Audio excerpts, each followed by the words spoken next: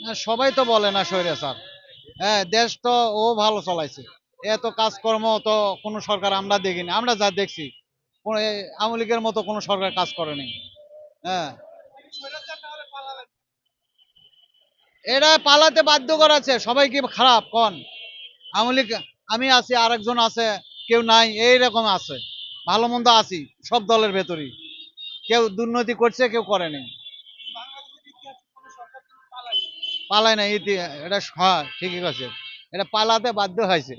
জীবনে ভাই সবাই পালাবে, বুঝলেন না? এই আমাকে ধরছে, ধরবে আসতেছে এখন। ওখানে কি আমি বসে থাকবো যে জীবন আমাকে নিয়ে নে? আমাকে পালাতে হবে না এখন?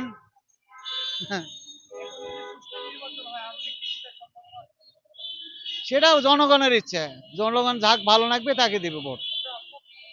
আমার ভোটটা যদি আওয়ামী লীগের মার্কা থাকে দেবো, না হলে ভোটই দেবো না, এই তো। আমি এক কথায় শেষ। আওয়ামী লীগের মার্কা থাকলে আপনি আওয়ামী লীগে ভোট দেবেন, আর আওয়ামী লীগ না থাকলে আপনি ভোট কেন্দ্রে যাবেন না। দেবো না, কেন্দ্রেই যাবো না আমি। না, আমার ভালো লাগছে। এই তো, আর দেশের উন্নয়ন করছে। কেউ তো না শিখে যেতে পারবে না।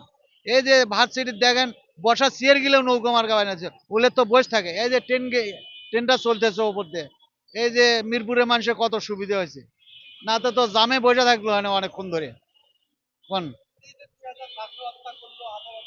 ছাত্র হত্যা করলে হলে নিজের দোষেই ছাত্র হত্যা করছে, হয়ে গেছে, বুঝলেন? হলে নিজের দোষই করছে।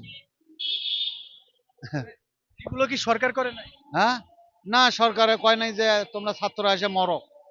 হ্যাঁ, কোনো ছাত্র কয় নাই যে বেড়ে এটা করো, মারা যাও অমুক জায়গা যা যুদ্ধ করো। ছাত্ররা হইলে গেমজাম পাকায় গে।